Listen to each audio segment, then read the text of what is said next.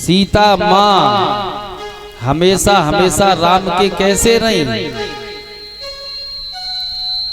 पति प्रतिकूल जन्म जहाँ जाई, विधवा होए पाए तरनाई। और एक होता है अनुकूल, और अनुकूल रहना सीखना किससे है? ये सीता मैया से सीखना है। उत्तरकांड में चौपाई दी गोस्वामी बाबा ने, पति अनुकूल सदा रह सीता, शोभा खाने सुशील विनीता।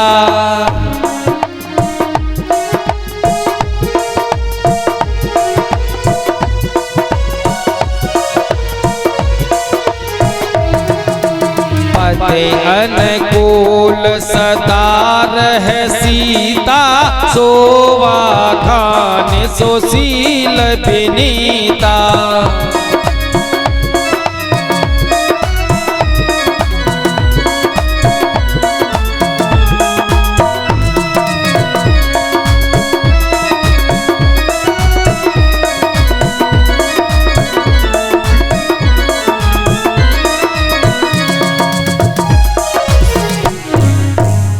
सीता मैया से शिक्षा लेनी चाहिए कि पति के अनुकूल रहने में कितने फायदे हैं। पति के अनुकूल सदा सदा हमेशा जानकी मैया रही है। अनसुईया माँ कहती हैं, हे सीता, तुम्हें तो हमेशा हमेशा राम अपने प्राणों से अधिक प्रिय हैं। सीता, ये जो कथा हमने कही है, ये लोक हितार्थ कही है, सबके हित के लिए कही है।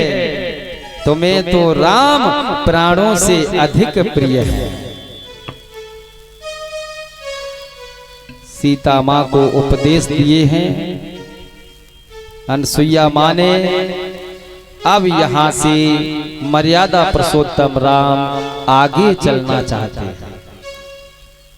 अत्रि मुनि से कहा मर्यादा पुरुषोत्तम राम ने कि अब आप हमें आज्ञा दें, आप हमें आज्ञा दें, अब हम आगे वन में जाएं। अत्रि मुनि ने कहा, आपको आज्ञा मांगने की क्या आवश्यकता है राम? ये तो तुम्हारा बड़प्पन है कि जो हमसे आज्ञा ले रहे हैं। राम को आज्ञा कौन देगा? तब मुनि सन कहे कृपा निधाना, आयुष हो ही जाओ बन आना।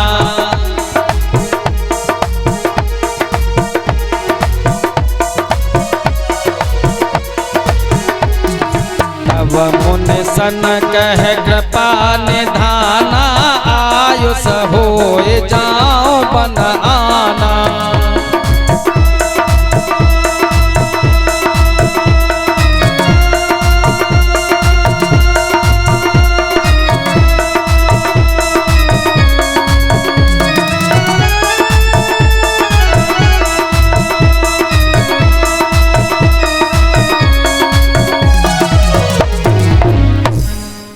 प्रभु राम आगे चले, जानकी मैया लक्ष्मण जी के सहित यहां से आगे चलकर के सरभंग जी के आश्रम में पहुंचे।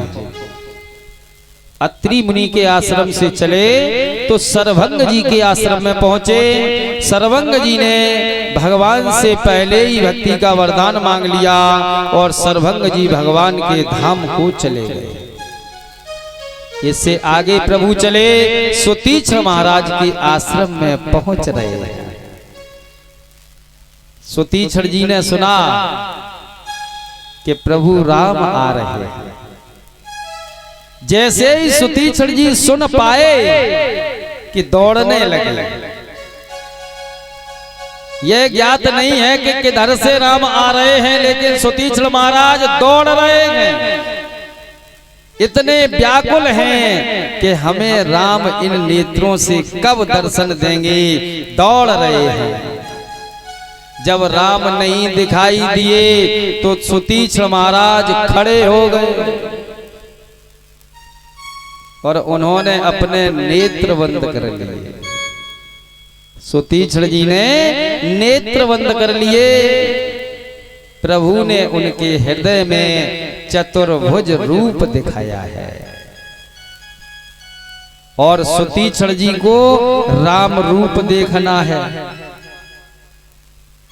सुतीक्ष्ण जी को देखना है राम रूप, और प्रभु दिखा रहे हैं चतुर्भुज रूप।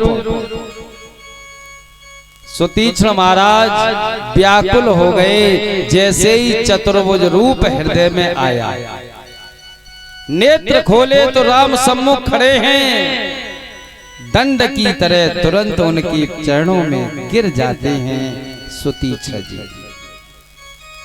प्रभु ने उठा करके हृदय से लगा लिया। ये सुतीक्ष्ण महाराज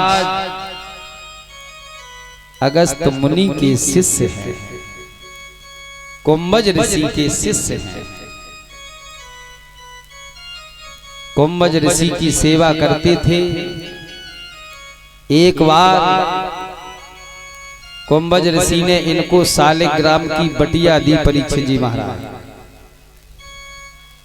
और ये कहा तुम इनकी सेवा करना, इनको गंगा स्नान करा के ले आओ। गंगा स्नान कराने के लिए सुतीक्ष्ण जी गए। शालिग्राम की बटिया को लेकर के एक वृक्ष पर उन्होंने देखा कि जामुन लगे हुए हैं। सुतीक्ष्ण जी चंचल स्वभाव के हैं। उन्होंने देखा जामुन लगे हुए हैं। उन्होंने वही शालिग्राम की बटिया को फेंकना प्रारंभ कर दिया।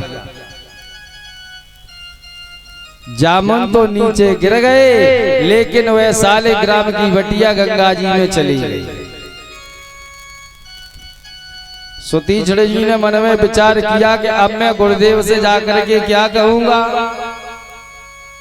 जामुन भी बड़े थे, वही जामुन उठा लिया। कहा यही कह देंगे यही शालिग्राम है, यही शालिग्राम है। और लेकर के पहुंचे। गुरुजी ने कहा स्नान करा के ले आए। सुतीक्ष्ण जी ने कहा हाँ, कि लाओ हम पूजा करते हैं। उन्होंने देखा कि ये शालिग्राम की बटिया चमक बहुत रही है, ये भगवान बहुत चमक रहे हैं। उन्होंने बहुत सुंदर वस्त्र लिया और रगड़ना प्रारंभ किया, तो शालिग्राम की बटिया में से अंदर से गुठली निकल आई। गुठली अंदर से निकली। उन्होंने कहा सुतीक्ष्ण ये क्या हुआ। सुतीक्ष्ण बोले महाराज क्या है। उन्हें शालिग्राम को क्या हो गया। उन्होंने कहा ये पुराने हो गए, अब इनका शरीर काम नहीं कर रहा है, खाल छुट रही है। समझ गए अगस्त मुनि कि ये छल कर रहे हैं। उन्होंने कहा सुतीक्ष्ण अब तुम हमारे सम्मुख तभी आना कि जब राम को साथ लेके आना। जब तक राम को नहीं लाओगे तब तक तुम हमारे पास मत आना, अगस्त मुनि ने कह दिया था।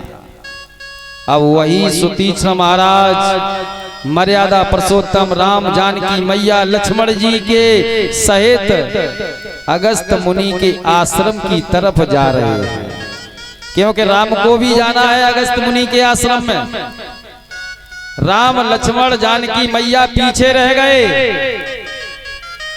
और सुतीक्ष्ण महाराज दौड़ करके गुरुदेव के पास पहुंचे और जाकर के गुरुदेव से कहा, बहुत सुंदर गोस्वामी बाबा ने लिखा, गुरुदेव से सुतीक्ष्ण महाराज कहते हैं, नाथ कौशला धीस कुमारा आए मिलन जगत आधारा।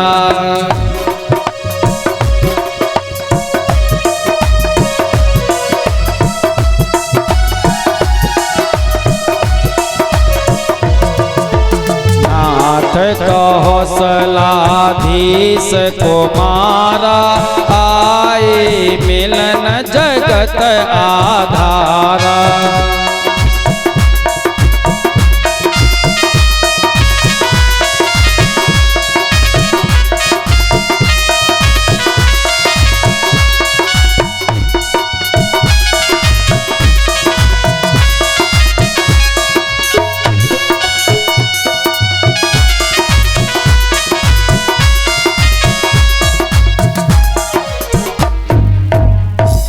नाथ कौशलाधीश कुमारा आए मिलन जगत आधारा।